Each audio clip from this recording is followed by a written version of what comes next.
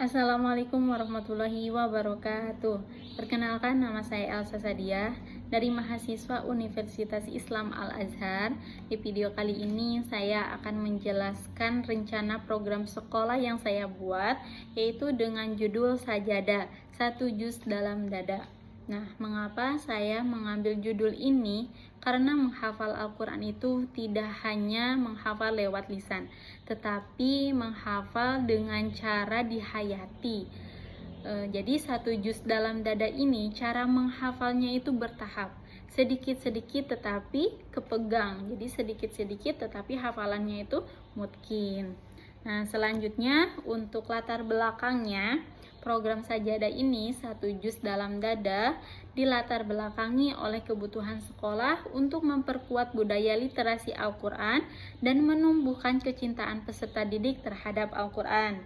Program tahfidz di berbagai satuan pendidikan terbukti menjadi sarana pembinaan religius, motivasi belajar, dan pembentukan karakter siswa. Di sisi lain, banyak peserta didik memiliki semangat belajar agama yang baik, tetapi belum memiliki target hafalan yang terarah dan berkelanjutan. Karena itu, diperlukan program yang terstruktur, terukur, dan mudah dilaksanakan di sekolah agar hafalan satu juz dapat dicapai secara bertahap.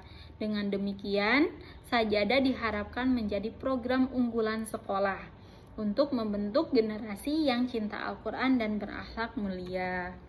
Nah, selanjutnya untuk tujuan program Sajadah, yang pertama untuk meningkatkan kemampuan membaca Al-Quran dengan tartil dan tajwid yang benar.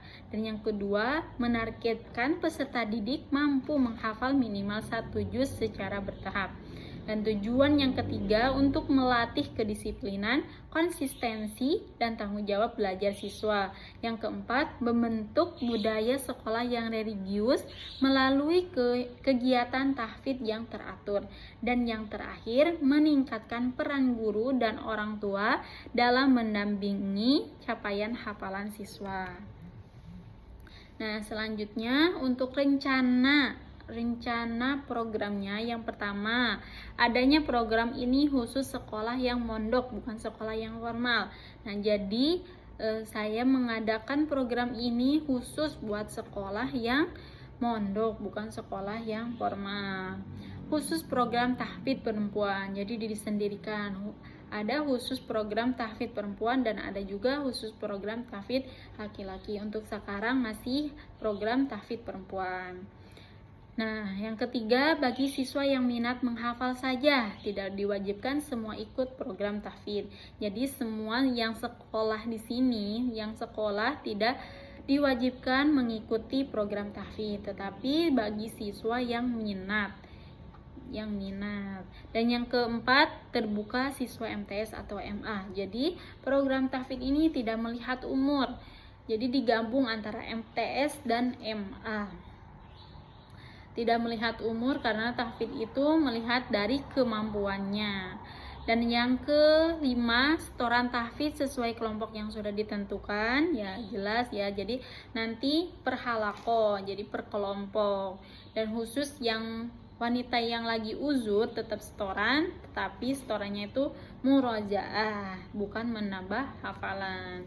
Untuk waktu pelaksanaannya, waktunya mulai dari hari Senin setiap hari kecuali hari Jumat dan Ahad, karena hari Jumat itu waktu sekolahnya itu sebentar dan Ahad itu waktunya emang waktunya libur, waktunya disambang, mungkin ada yang sambang. Dan paginya buat di sekolah, setoran paginya itu dipakai buat jadah atau menambah hafalan, dan waktunya itu cuma setengah jam, mulai dari setengah 8 sampai jam 8. Selesai sholat duha langsung masuki kelas program tahfidz. Yang lainnya mungkin langsung memasuki pelajaran yang pertama, tapi yang mengikuti program tahfidz setoran jadah dulu waktu setengah jam. Jadi bukan waktunya menghafal, tapi waktunya setoran. Menghafalnya kapan? Menghafalnya di malam hari. Jadi paginya itu khusus buat setoran saja, sesuai dengan kelompok yang sudah ditentukan. Nah, sorenya ini kan karena mondok, jadi nggak cuman pagi aja di sekolah, tapi sore malam juga tetap ada program tahfidz tetap berjalan. Nah, untuk sorenya itu dipakai buat setoran murojaah mulai dari jam 4 sampai jam 5. Nah, murojaahnya juga ditargetkan, ditentukan minimal 1/4. Untuk giadahnya tadi minimal 1 halaman, itu wajib 1 halaman. Kalau murojaahnya minimal 1/4. Waktunya dari jam 4 sampai jam 5. Tetap disetorinnya ke mustami'ah, ke ustazahnya, bukan ke teman. Nah, untuk malamnya itu binador atau tahsin hafalan yang mau disetorkan jadah besok. Jadi sebelum disetorin, sebelum dihafalin, dibinador dulu, ditahsin dulu, disimak dulu sama mustami'ahnya. Tetap binadornya ke mustami'ahnya, ke ustazahnya, dan menghafal hafalan itu fleksibel waktunya. Yang penting paginya itu lancar setorannya, dan bukan waktunya menghafal tapi waktunya setoran. Jadi menghafalnya itu malam, waktunya fleksibel dari jam 8 mungkin sampai jam 9, tapi ini waktunya fleksibel jadi bisa kapan saja. Yang penting paginya itu setoran, bukan menghafal. Untuk time lainnya yang hariannya setoran dan murojaah seperti biasa, dan bulanannya ada simaan 1 juz pakai mik, dan untuk tahunannya ada rapotan atau wisuda tahfidz. Jadi setiap 1 bulan itu ada simaan 1 juz pakai mik, nanti mendapatkan rewardnya, mendapatkan sertifikat. Dan untuk tahunannya mungkin ada yang udah hatam 30 juz, nanti ada wisuda tahfidz. Untuk simbolisnya nanti mendapatkan mahkota dan lain-lain.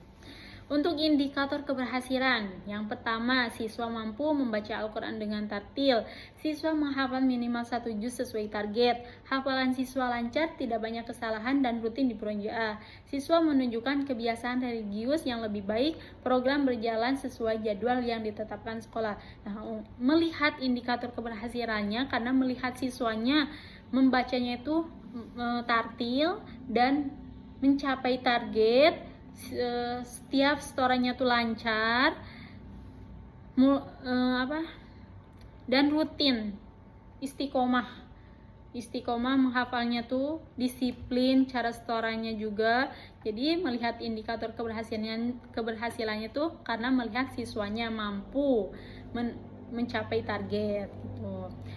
Selanjutnya, cara atau metode mengetahui keterlaksanaan. Yang pertama, observasi langsung saat proses setor hafalan. Dan yang kedua, ada tes lisan per halaman dan per juz. Dan yang ketiga, murojaah harian dan mingguan. Dan yang keempat, ada dokumentasi perkembangan hafalan. Selanjutnya, instrumen yang digunakan. Nah, instrumen yang digunakannya menggunakan buku setoran hafalan. Jadi ada bukunya. Jadi melihat tahu siswa itu setorannya sampai mana. Jadi ada buku khusus setoran hafalan. Yang selanjutnya ada inovasi program. Inovasi program Sajadah terletak pada penggabungan target hafalan, pembiasaan harian, dan pendampingan terstruktur agar siswa tidak hanya hafal tetapi juga mencintai Al-Quran. Program ini bisa dibuat lebih menarik dengan sistem poin, penghargaan, dan target capaian bertahap sehingga siswa lebih termotivasi. Selanjutnya, kelayakan program. Program Sajadah layak dilaksanakan karena sesuai dengan visi pendidikan Islam dan kebutuhan pembinaan karakter siswa. Dari sisi sumber daya, program ini tidak membutuhkan sarana yang rumit, cukup dengan guru pembina, musyaf Al-Quran, buku kontrol, dan jadwal yang jelas. Dari sisi teknis, program ini mudah diterapkan karena model tahfidz bertahap sudah banyak digunakan di sekolah dan terbukti efektif meningkatkan hafalan dan religiusitas siswa. Nah, jadi program Sajadah ini 1 juz dalam dada merupakan program pengembangan sekolah yang bertujuan membentuk peserta didik yang cinta Al-Quran, disiplin, dan berakhlak mulia. Dengan pelaksanaan yang terencana, evaluasi yang jelas, dan dukungan semua pihak, program ini sangat berpotensi menjadi unggulan sekolah. Melalui program ini, sekolah tidak hanya mencetak siswa yang mampu menghafal 1 juz, tetapi juga membangun budaya religius yang kuat dan berkelanjutan. Karena itu, sajadah layak dijadikan program strategis dalam penguatan pendidikan karakter Islami di sekolah. Mungkin sekian, terima kasih yang saya sampaikan tentang rencana program sekolah yang saya buat. Terima kasih, mohon maaf bila ada kesalahannya. Wassalamualaikum warahmatullahi wabarakatuh.